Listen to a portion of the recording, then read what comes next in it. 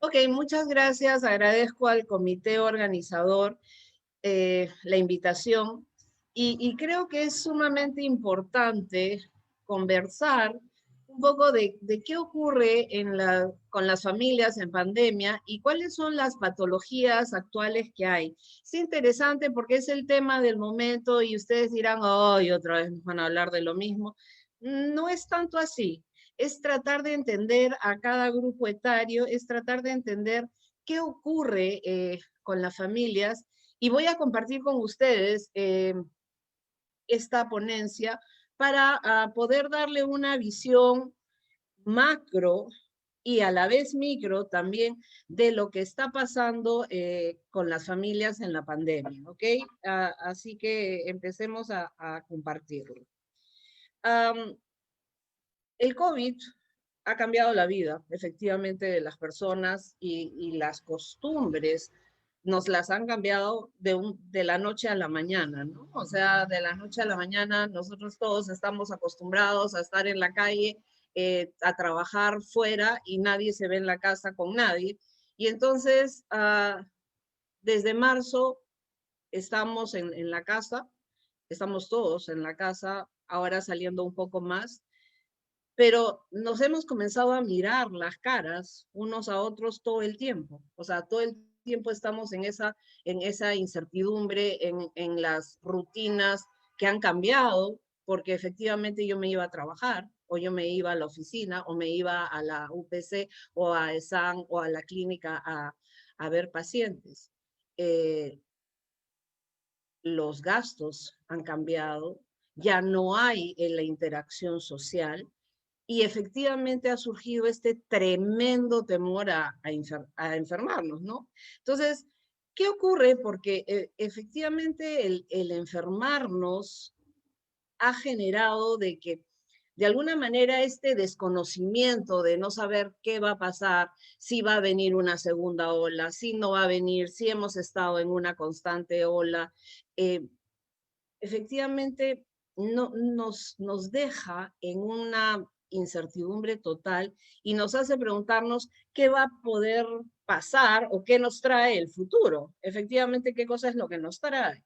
Ahora, es interesante porque nosotros decimos, sí, bueno, los papás, pero los papás tienen ahora toda una tremenda responsabilidad. La vida les ha cambiado totalmente. Bueno, a todos, ¿no?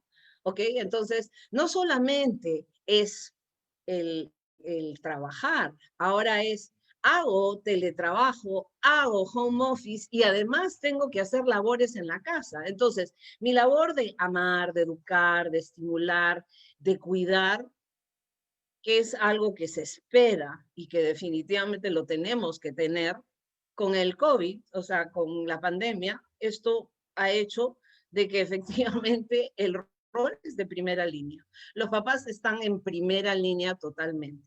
Entonces, ¿qué hago? Mamá, tengo que hacer la tarea. Me han preguntado cómo hago el mapa. No prende el Zoom, ¿ok? Entonces, no solamente es que tengo que trabajar con mi trabajo, sino que además tengo que hacer una serie de malabares, ¿ok?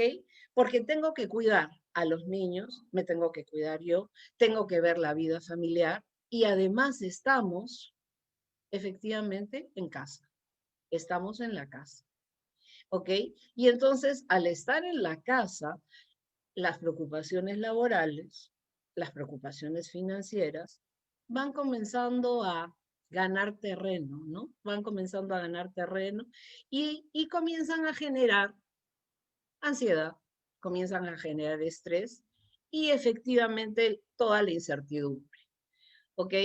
Entonces, ustedes me dirán, sí, pues, Rachel, eso ya lo sabemos. Sí, lo sabemos. Pero ¿qué ocurre en cada casa? ¿Okay? ¿Qué ocurre a cada papá? ¿Qué ocurre con cada mamá? ¿Cómo se siente cada papá? ¿Cómo se siente las mamás? ¿Qué están pensando? ¿Qué están sintiendo? Los niños, los adolescentes, cada uno de ellos, cada miembro de la familia. Ojo, además puede ser que hayan adultos mayores y ese es el mayor temor, porque son vulnerables y porque son población en riesgo. Entonces no puede salir porque hay riesgo y todo es riesgo, riesgo, riesgo. Y la palabra riesgo, o sea, es parte de la casa todo el tiempo, ¿cierto? Los papás, las personas, las figuras de apego, ¿ok? Están enfrentando nuevos desafíos, ya que efectivamente esta pandemia ha afectado nuestro trabajo diario y nuestras rutinas cotidianas. Ahora las escuelas están cerradas, las universidades, las guarderías, la mayoría de los centros recién están comenzando, o sea, a abrir, ¿ok? Obviamente están abiertas las instituciones de salud, los bancos, pero oficinas así ustedes no ven, las personas están haciendo su home office, están haciendo su teletrabajo. Entonces, las personas comentan, yo regreso a trabajar en marzo. ¿Cómo será cuando regreso a trabajar en marzo? ¿Ok? Y entonces estoy soñando con regresar a trabajar en marzo. Estoy soñando con regresar a presencial. Efectivamente es cierto. Los alumnos en la universidad me dicen, Rachi, ¿cuándo regresamos a presencial? Es totalmente diferente hacer terapia en Zoom que hacer terapia presencial. Acabamos de comprobar que podemos hacerlo.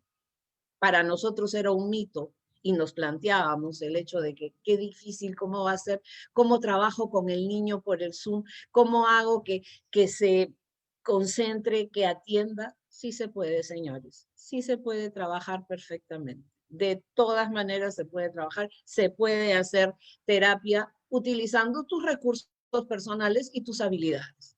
Y no poniendo de frente, no, no lo puedo hacer o no, no, no, no lo voy a, no me va a salir. Pero la situación es real. Ahorita, al ser papá y mamá, tenemos una cosa bien clara. La cosa bien clara es que estamos de repente en casa a tiempo completo. ¿Ok?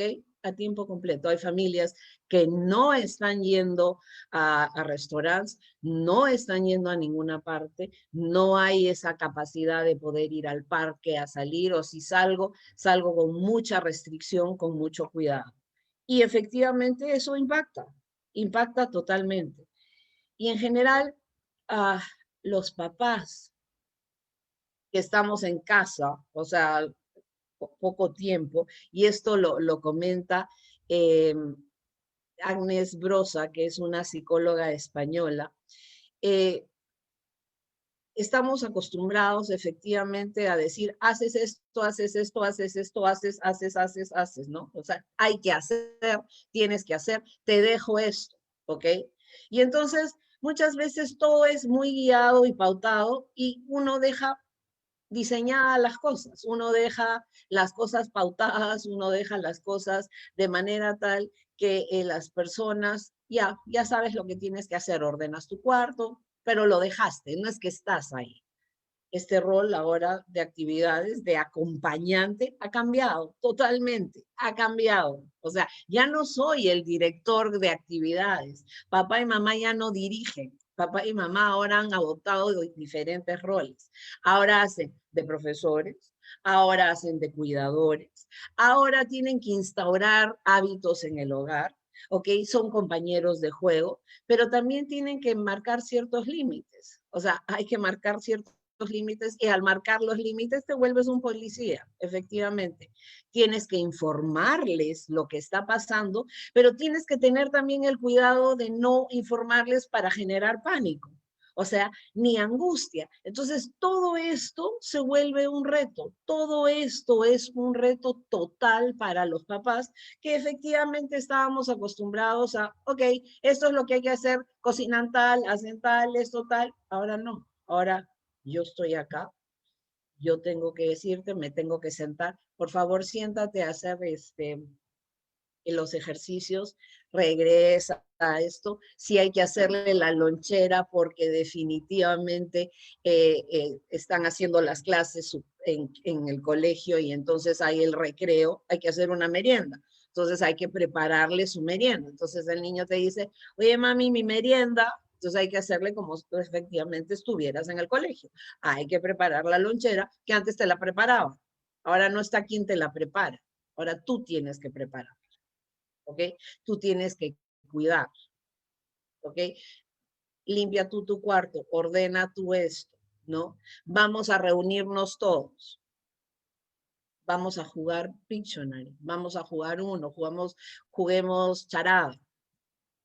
Y de alguna manera, si tenemos adolescentes en casa, las cosas cambian totalmente, ¿no? ¿Por qué no puedo salir? Explícame, dime. O sea, no es justo, qué mala que eres. Mis amigos si están saliendo. No es eso. Y al adulto mayor, mamá, papá, ponte la mascarilla, no puedes salir. Y de repente ves que la abuelita ha abierto la puerta y se ha escapado a cortar una rosita, o de repente a hablar con la vecina, o a decirle algo. Entonces, nuestro rol, de hecho, ha cambiado. Y estamos totalmente de acuerdo con lo que nos está planteando Agnes Brosa de España. ¿Ok? Ahora, veamos los distintos grupos etarios. ¿Ok? Hablemos de los niños. ¿Cómo viven la pandemia los niños? O sea, ¿qué ocurre? En la infancia y la niñez hay características que hacen diferente cómo lo vive cada uno. O sea, acá, ¿a qué me refiero? Las distintas edades tienen sus propias características. Entonces, nosotros, para poder entender cómo se sienten los niños, hay que tener en cuenta algunos criterios. Perdón, hay que tener criterios como la edad del menor. Una cosa es un niño de 2 años, otra cosa es un niño de 5 años, otra cosa es un niño de 8 o 10 años. Las características de la personalidad que tiene este niño, ¿ok? ¿De qué cosa estamos hablando? Estamos hablando efectivamente de que es un niño que socializa todo el tiempo. Estamos hablando de que es un niño que está todo el tiempo en la casa y ahora se va a ver, digamos, afectado porque hay tanta gente en la casa. ¿Qué experiencias ha vivido previamente? ¿Qué hay? ¿Qué aprendizaje previo hay de esto? ¿Antes ha pasado esto que hemos estado encerrados, que nos hemos quedado así? No. Puede ser que el niño haya tenido algún tipo de enfermedad y por eso haya estado en casa un cierto tiempo, pero con esta magnitud no la hay, ¿no? ¿Cómo afecta el propio virus a la familia? Y además ahí viene la situación porque cada una de las distintas familias se ha visto golpeada por una pérdida, ¿ok? Si no es directamente por un familiar, es por un allegado. Entonces nos tenemos que poner a pensar cómo es que yo manejo, cómo le hago entender que este virus ha causado esta pérdida, o cómo es que el amiguito o el vecino ha perdido a alguien que siempre lo veíamos y ya no lo vemos. ¿Por qué no está? ¿No? O quiénes son los que apoyan, hermanos o los papás en convivencia, el aire libre en casa. Entonces, es importante tener claro cómo es el contexto familiar, ¿ok? Relacionado al niño, porque efectivamente si somos una familia que estamos acostumbrados a explicar las cosas y a decir las cosas como son, va a ser mucho más sencillo poder explicarle al niño de qué se trata y qué cosa es lo que estamos viviendo. Perdón. Entonces, es importante contextualizar y ver, ok, esta es mi situación. O sea, cómo estamos viviendo, qué cosa es lo que le tengo que decir al niño es totalmente diferente de lo que le voy a decir al otro niño, o les voy a explicar de manera tal que entiendan para que no se angustien. Entonces, ¿qué ocurre? Cuando a un niño le explica las cosas y el niño entiende, el niño no te va a volver a preguntar. No lo va a hacer de ninguna manera. No te va a volver a preguntar porque ya satisfizo su curiosidad. Pero si tú no has respondido correctamente, o no es tanto correctamente, sino no has satisfecho su curiosidad, el niño efectivamente va a seguir preguntando y va a seguir preguntando, y esto se vuelve un círculo donde genera ansiedad al papá y genera ansiedad también a la mamá, ¿ok? Y es muy importante saber y tener claro qué cosa es lo que yo voy a explicar del virus. Yo no le voy a dar una explicación científica a un niño de 4 o 5 años cuando no me va a entender. Yo tengo que ser lo más objetiva, concreta, para poder hacerle entender. Y si tengo que usar estímulos visuales, los voy a utilizar para que el niño pueda entender. Si tengo que dibujar, lo voy a hacer. Si tengo que usar plastilina y hacerle el corona y explicarle cómo es que funciona esto, también lo voy a hacer. Y si tengo que explicarle por qué tenemos que usar la mascarilla, lo tengo que hacer de acuerdo a la edad. Y es importante también saber cómo es que le voy a explicar lo de la muerte. Es distinto hablarle a un puber de 11 años que hablarle a un niño de 7, 6, 7 años que a uno de 5 sobre la muerte. Entonces son distintas variables, señores, que tenemos que tomar en cuenta para poder manejar esta situación. Ahora, ¿qué ocurre? ¿Cuáles son las características que nosotros vamos a encontrar y que nosotros vamos a ver en el niño al estar confinados en este confinamiento? Efectivamente el niño se va a irritar. Hay irritabilidad. ¿Por qué? Porque la irritabilidad puede ser un síntoma de aburrimiento. Ya no sé qué hacer con él. O es un síntoma de ansiedad, o es un síntoma de tristeza. Efectivamente, el niño se puede sentir triste porque no ve a sus amiguitos. O sea, no veo a mis amiguitos, estaba acostumbrado a ir al salón, a encontrarse, ¿no? Y entonces el niño efectivamente va a sentir esa presión y de alguna manera la tiene que mostrar. ¿Cómo la va a mostrar? La va a mostrar con rabietas, la va a mostrar con de repente respondiendo mal, ¿no? Y esto, nuevamente les repito, es según la edad, es de acuerdo a la edad que nosotros estamos teniendo en la casa. O sea, a veces hay familias que tienen un abanico de edades. Entonces, ojo, papás que tienen que saber cómo manejar e informarse un poquito, ¿no? Entonces, nosotros los padres, ¿qué tenemos que hacer? Mantener la calma, ¿ok? Porque ya hay tensión, el niño ya está tenso, ya tenemos la tensión de la situación, porque todo el día se oye, ok, ahora menos, pero se oye sobre el corona y el corona y el corona y las muertes y el corona, y eso genera mucha tensión a la situación.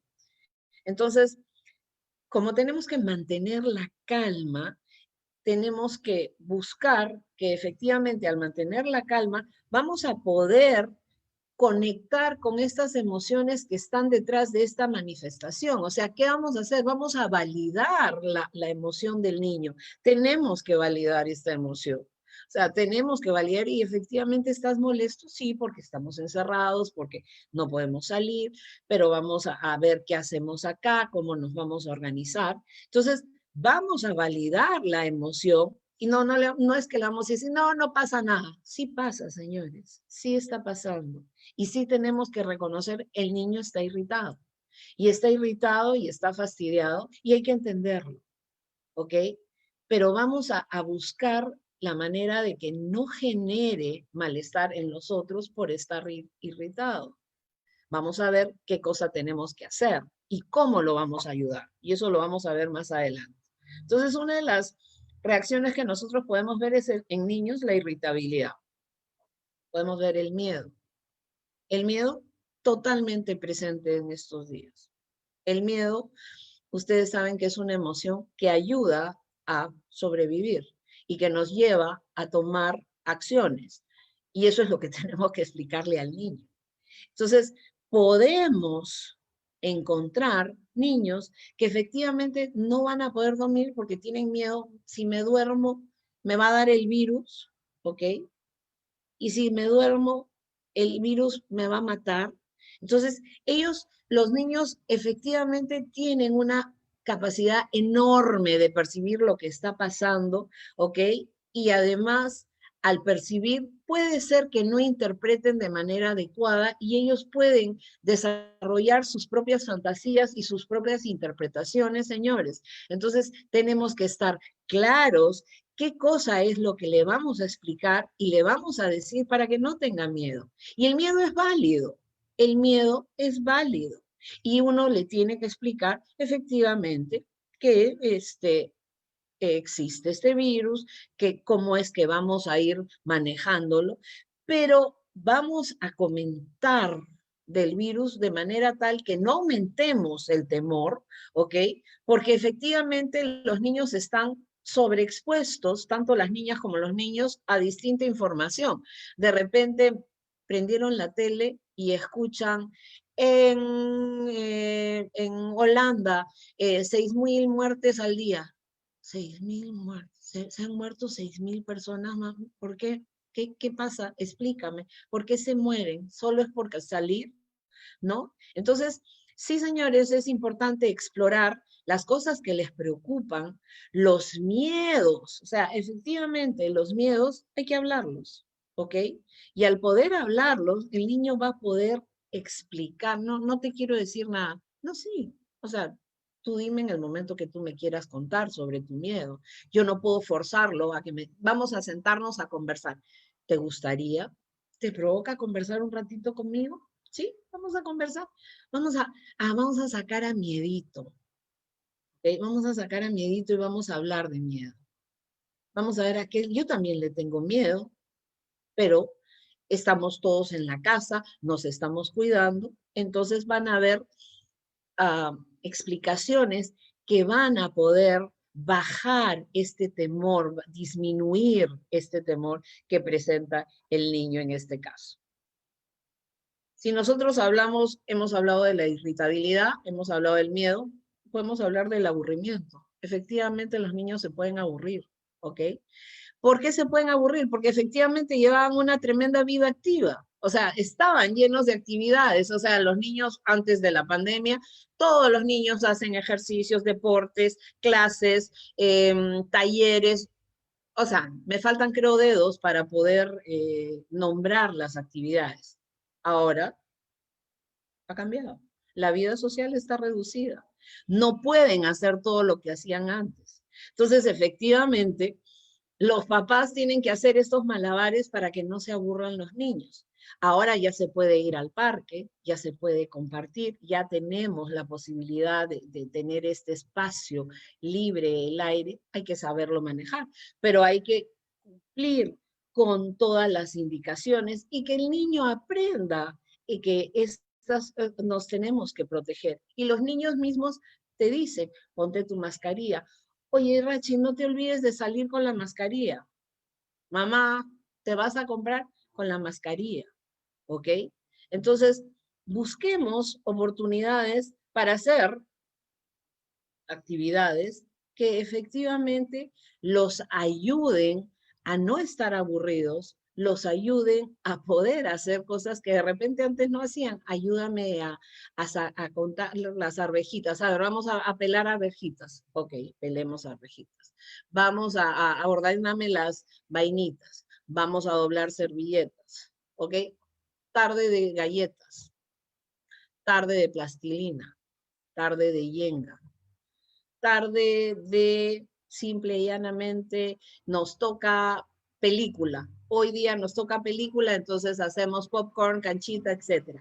Miren cómo uno puede estructurar distintas actividades de manera tal que las personas puedan, los niños especialmente, puedan aprender a disfrutar en este momento de la pandemia. Podemos hablar de la rabia y del enfado, y efectivamente hemos hablado de la irritabilidad, pero cuando la irritabilidad se intensifica, ¿ok?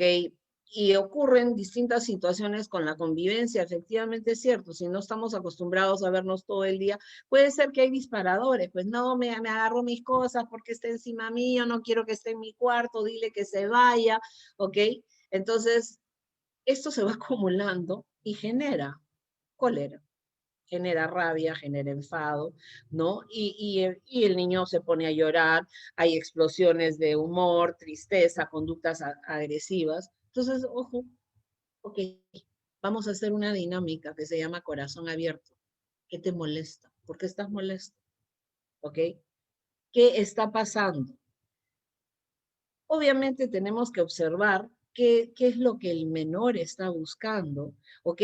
Y hay una razón por la cual está molesto o hay rabia o hay enfado, o sea, el por qué y el para qué está emitiendo esa conducta, o sea, y además está buscando una respuesta, o sea, ya cálmate, ya pues, ya estás grandecito, ya qué es eso de molestarse, ¿no ves que estamos todos acá en la casa? No, no es eso, es entender qué cosa es lo que realmente está pasando, qué cosa es lo que este niño está sintiendo y efectivamente vamos a canalizar su respuesta. ¿Ok?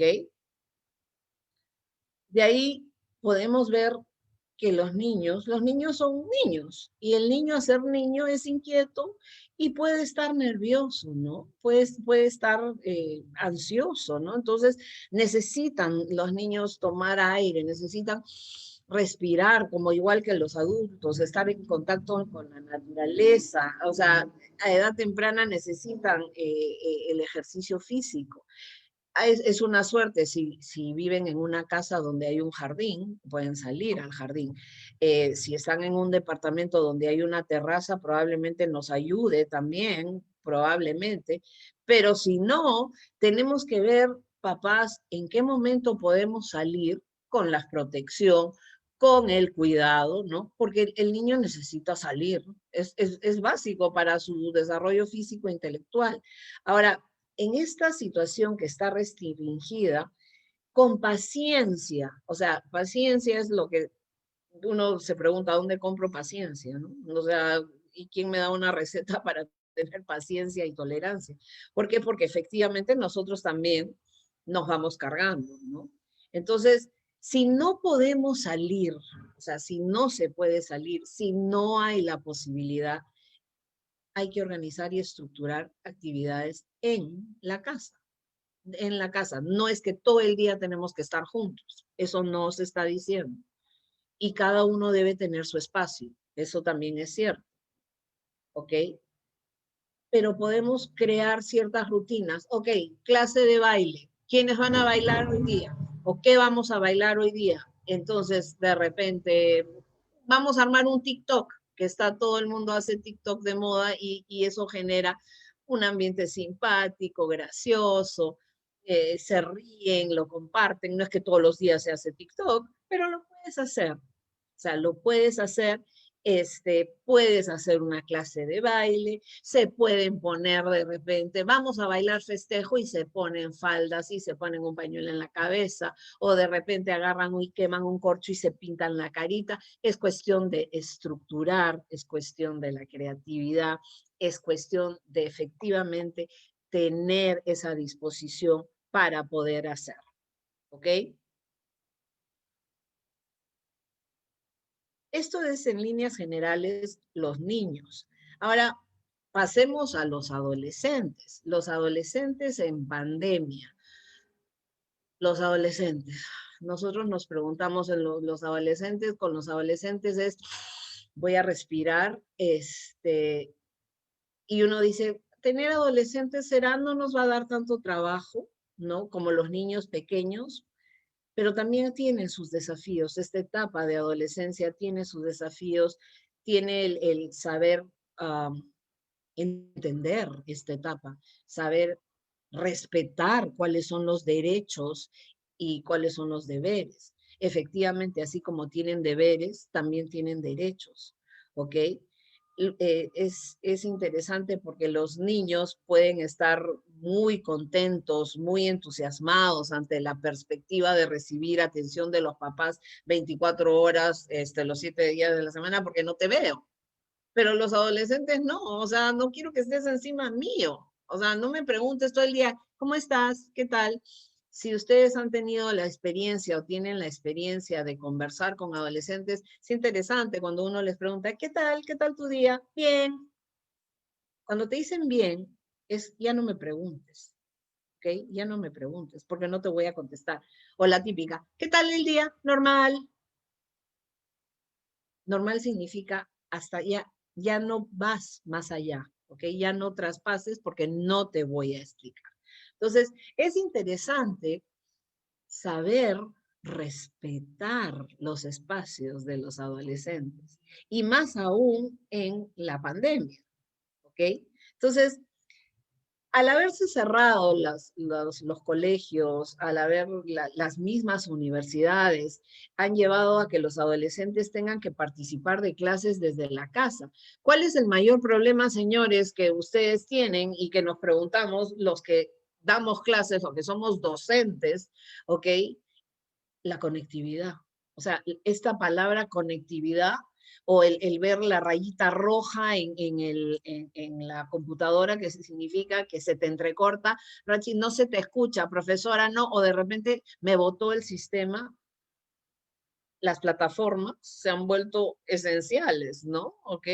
Entonces, y se han vuelto de manera tal esenciales que viven con nosotros todo el día. O sea, uno ve al estudiante sentado todo el día en la computadora. No solamente es el adolescente, es también los papás que están trabajando. O sea, nosotros los docentes estamos, si normalmente dictamos clase 8 horas, ahora estamos 16 horas sentados. Estamos 16 horas dictando la clase. Y esta necesidad del entorno virtual efectivamente ha puesto de manifiesto un desequilibrio, una inequidad de recursos, el acceso y la conectividad en familias y comunidades. O sea, hay chicos que les es dificilísimo conectarse. O sea, no pueden conectarse, lo hacen desde el celular o te dicen estoy en tal sitio y no hay internet. ¿Qué puedes hacer? ¿Cómo no se va a angustiar? ¿Cómo no se va a alterar? Obviamente se van a alterar. Obviamente. Y es esperado, totalmente esperado. Ustedes, lo hemos dicho, los adolescentes viven una etapa de grandes cambios y entonces normalmente frente a una situación traumática, si estoy en un proceso de cambio, me voy a sentir totalmente abrumado. ¿Cómo voy a darme yo cuenta de que algo está pasando con este adolescente que vive conmigo y que ahora yo tengo la oportunidad de estar 24/7 con él? ¿Ok? Su carita, sus gestos, la tristeza, la preocupación, el estar metido en el cuarto y no querer salir, ¿ok? Cambian los hábitos de alimentación, de repente no quiere comer o de repente está comiendo en exceso, ¿no? Los patrones de sueño, o sea, esto de repente se quedan hasta las 3, 4 de la mañana, ¿ok? Con Netflix, Amazon Prime o simple y llanamente con el WhatsApp o en Instagram tengo que estar chequeando redes sociales. Y entonces, efectivamente, cuando se tienen que levantar para las clases, están agotados, están totalmente, o sea, cansadísimos, cansadísimos, no pueden prestar bien la atención, no se focalizan, efectivamente. Entonces, hay problemas de atención, hay problemas para concentrarse, probablemente hay un aislamiento porque no quiero participar. O sea, no me provoca participar. Ya todos los días te veo. O sea, no quiero pues bailar, no quiero hacer TikTok, ¿no? No quiero estar con la familia. Entonces, sí hay que darle un espacio, ¿no? Y hay que respetar y entender y acercarse en el momento que es correcto. Ustedes me dirán cuándo es el momento correcto. Cuando te permite acercarte. Cuando te dice quiero hablar contigo. Porque tú ya le dijiste, estoy aquí para ti. Estoy aquí para ti y quiero conversar contigo. ¿Ok? El no ver a los amigos, la famosa palabra distanciamiento social, el te tienes que quedar en casa, todos los límites, no puedes salir porque se puede enfermar la abuelita o el abuelito, ¿ok? De alguna manera han afectado afectado la capacidad de reunirse, o sea, con las personas, y efectivamente no hay forma de poder, si yo quiero celebrar un cumpleaños, ahora cómo se celebran los cumpleaños a través de Zoom, o sea, todos son puros Zooms, ¿no? O compartir un dolor. Entonces, esto efectivamente afecta mucho más a los adolescentes que a los niños en ese sentido. Ahora, ¿qué ocurre cuando el adolescente observa de que se ha perdido el empleo, el salario ha bajado, esto ha afectado, ok, a la familia? Entonces, el adolescente se comienza a preocupar y dice, pucha, hay inseguridad económica, esto, o sea, puede ser que no tengamos plata si se enferma mi abuelo, mi abuela, ¿qué va a pasar con la universidad? ¿Voy a poder continuar el ciclo? ¿Qué alternativas voy a tener? Porque mi papá, o sea, le han reducido el sueldo o está en suspensión perfecta, ¿no? Entonces, y eso efectivamente le genera angustia, le genera ansiedad, le genera toda una preocupación, porque mis responsabilidades, quiero ser un profesional. Y ahora mi mamá y mi papá se han acercado y me han dicho, este ciclo no lo vas a poder hacer porque no tenemos cómo pagar la universidad. ¿Y le genera angustia? Sí, claro que sí. ¿Ok? Ahora, vemos también,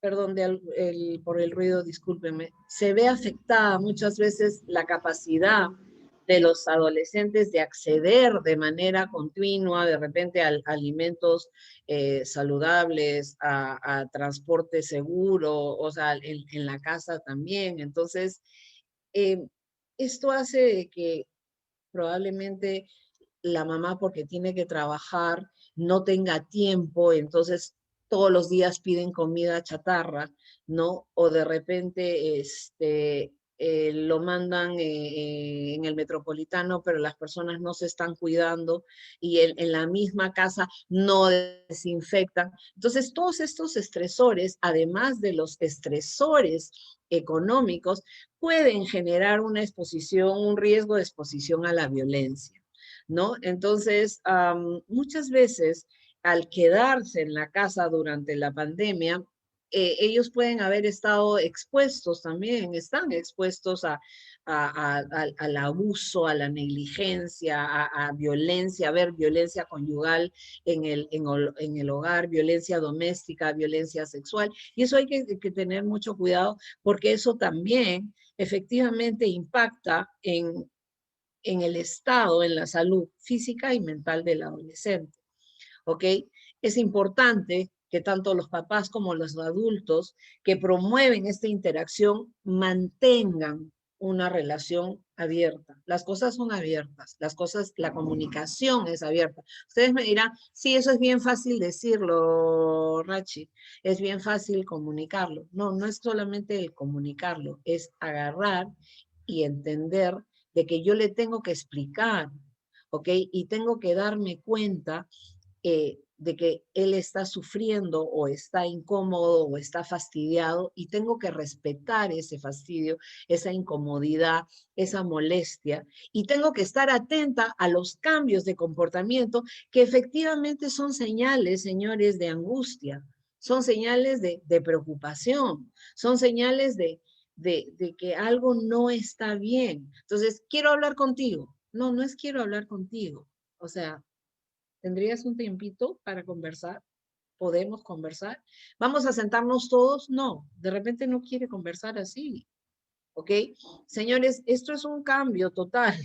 El hablar de esto es sumamente importante porque todos los días lo estamos viviendo y porque tenemos adolescentes en casa y porque tenemos niños en casa y porque tenemos adultos mayores en casa y porque estamos nosotros también como papás y como pareja. Las parejas también, ¿no? El hecho de tener un espacio donde yo pueda conversar con mi esposo, ¿ok? Y no estar las 24 horas al día haciendo. Tengo que tener un momento donde yo pueda también tener esa posibilidad de descargar lo que me molesta o lo que me incomoda. Ahora, es interesante, y este es un estudio trabajado por José Hernández Rodríguez, ¿ok? En Colombia, donde nos habla de los grupos poblacionales más vulnerables al estrés por el COVID-19. Tenemos a los adultos mayores y personas con enfermedades crónicas que corren mayor riesgo de enfermarse. Las personas van a estar mucho más asustadas en ese sentido. Aunque les digo, interesante, tuve la experiencia hace 2 semanas, 3 semanas, que no había salido en estos 8 meses solamente para ir a la clínica y venir y no ir a almorzar, y salí con mi esposo a almorzar por mi cumpleaños, y nos sentamos al aire libre en un restaurante. Y había una familia donde había una señora mayor que estaba sin la mascarilla, tenía su botella de vino y ella estaba feliz de la vida, ¿ok? Disfrutando. Yo espero que después de almorzar haya tomado o se haya puesto la mascarilla para no estar en este riesgo. Grupos vulnerables al estrés, niños y adolescentes. Personas con enfermedades mentales, incluidas las personas con trastornos por abuso de sustancias. Y personas que están colaborando con la respuesta al COVID, como los médicos, proveedores de atención médica y personal de respuesta a las emergencias. A su vez, nosotros podemos ver en este cuadro reacciones en la población afectada en el periodo de cuarentena o aislamiento. O sea, nosotros podemos ver que la persona tiene miedo a enfermar y o morir, o sea, y así va a va a buscar evitar acercarse por temor a infectarse, ¿no? Aunque no requieran atención, temor a ser excluido si es que es puesto en cuarentena, estigmatizado obviamente por la enfermedad. Uno puede decir, ay, no, sí, estás en cuarentena, pero diste positivo a COVID, ya te da ese miedito. O sea, sí hay ese miedo. ¿Cuáles son las otras reacciones? Sentimientos de impotencia, de aburrimiento, soledad, tristeza, temor o preocupación a no poder trabajar durante la cuarentena o el aislamiento y no generar ingresos. Y lo más grave es pensar, me van a despedir porque efectivamente no estoy yendo a trabajar, ¿ok? La separación de los seres queridos debido a la cuarentena o al aislamiento. Ustedes saben, si alguien da positivo en COVID y vas a la clínica, o sea, solo entra el paciente.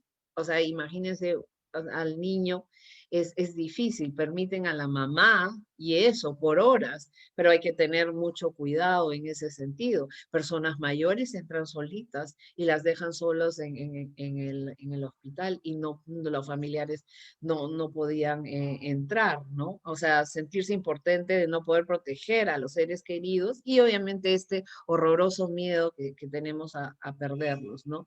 Miedo a vivir la experiencia de una epidemia previa u otras situaciones críticas. ¿Cuáles son las patologías, señores, que nosotros podemos encontrar en pandemia? Efectivamente, al estar aislados, al tener una restricción en cuanto a la movilidad, al no tener contacto con los demás, hay cierta vulnerabilidad a presentar ciertas complicaciones, ¿no? O sea, ciertos síntomas aislados de ansiedad, angustia, ataque de pánico puede ser, ¿no? Pero lo que podemos ver es insomnio, ansiedad, depresión y trastorno por estrés traumático. Efectivamente, estas son las patologías que nosotros podemos hablar de ansiedad, depresión, el TEPT y efectivamente el insomnio. Las personas que están sometidas al estrés del brote pueden presentar pues esta angustia marcada y un deterioro bastante significativo a nivel social y ocupacional, ¿no?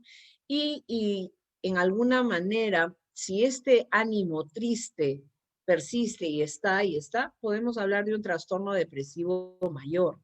Cuando hay una amenaza a la vida y a la supervivencia, como es efectivamente en sí la enfermedad propiamente dicha, o sea, se va a desarrollar pues el estrés postraumático, o sea, lo vamos a ver, lo vamos a tener, vamos a trabajarlo. En la actualidad nosotros en la clínica tenemos pacientes con estrés agudo y con estrés postraumático. Ustedes saben que la diferencia entre el estrés agudo y el postraumático es el tiempo, ¿ok? El estrés agudo tiene una máxima duración de hasta 4 semanas. Después de ahí en adelante estamos hablando de estrés postraumático. Entonces, y puede haber este efecto también combinado con el pérdida y amenaza que efectivamente pueden justificar la presencia de la depresión y el trastorno de estrés postraumático. ¿Ok? No solamente aumenta el nivel de estrés, la ansiedad, la depresión, sino también muchas personas comienzan a sufrir de insomnio. O sea, hay un problema, se interrumpe el sueño, la persona no descansa, no hay eso porque hay demasiada ansiedad, ¿no? Entonces, el papel fundamental que juega el sueño en la regulación de las emociones, al verse alterado, efectivamente va a tener un impacto en las emociones. O sea, si yo no duermo bien, en la mañana me levanto pues de pésimo humor, me levanto totalmente fastidiada, me levanto totalmente alterada porque realmente no he descansado. Y porque además he estado en mi cama y soy consciente de que he cerrado los ojos, pero no he dormido. Y me genera toda una serie de cambios físicos en mi persona. Y es totalmente cierto en ese sentido. Expositora, Ahora, en un momento comenzamos con las preguntas. En unos 10 minutos más. ¿me quedan 10 minutos? Sí, para comenzar con la ronda de Ok, preguntas, si es que hubiera alguna pregunta. ok. En una pandemia, el miedo incrementa los niveles de estrés, de ansiedad, ya lo hemos dicho. Los pacientes diagnosticados con COVID efectivamente van a tener también miedo, aburrimiento, soledad, ansiedad. Y estas condiciones van a desarrollarse en desórdenes, como ya los dije, de depresión, ataques de pánico, de repente también trastorno de estrés postraumático y podemos hablar de ideación suicida. Terapias a tomar en cuenta, señores, dentro de la medida que se pueda implementar, la terapia cognitiva conductual tiene como objetivo disminuir o desestructurar pensamientos automáticos negativos, catastróficos, pesimistas, tener un enfoque de apoyo con intervenciones psicoterapéuticas es importante, ¿ok? En la recuperación de esta autonomía y en particular para, si es que hay una pérdida, poder aceptarla. Podemos trabajar, implementar desensibilización, el reprocesamiento por movimientos oculares, el EMDR, ¿ok? Para trastornos de estrés postraumático. Y si tenemos que acompañar tratamiento psicofarmacológico, pues vamos a trabajar con inhibidores selectivos de la recaptación de la serotonina. Esto no lo digo yo como psiquiatra, lo digo como psicóloga, que tenemos que recurrir al psiquiatra para que nos ayude en ese sentido. No, nosotros no medicamos, eso es bien claro.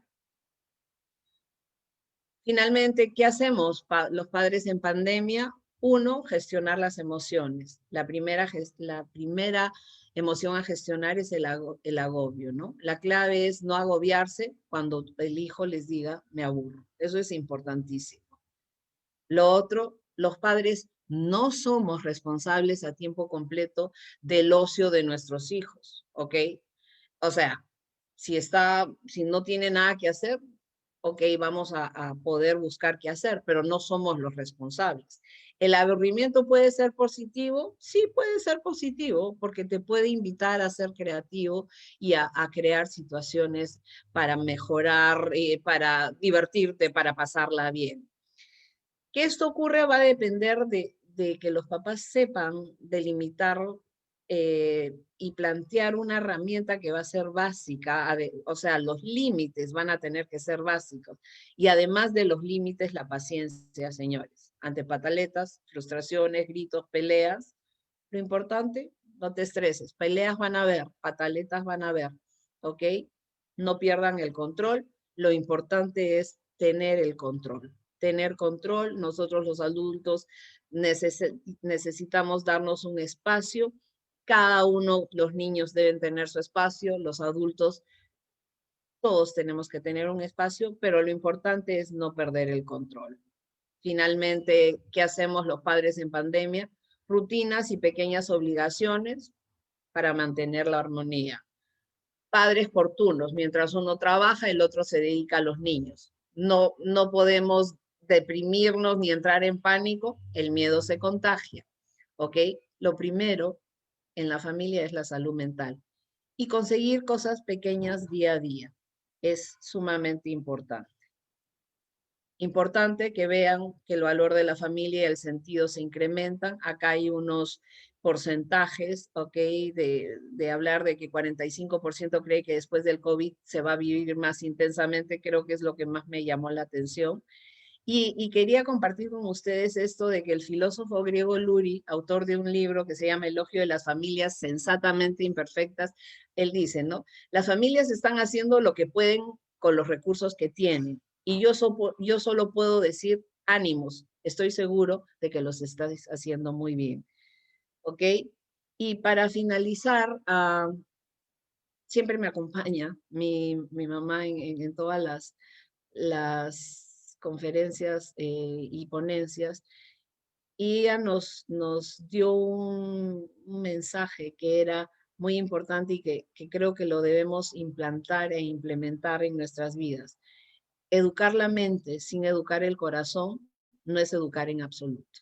Ok, les agradezco la atención y el haber estado en esta charla de familia en pandemias, las patologías de esta pandemia. Muchas gracias.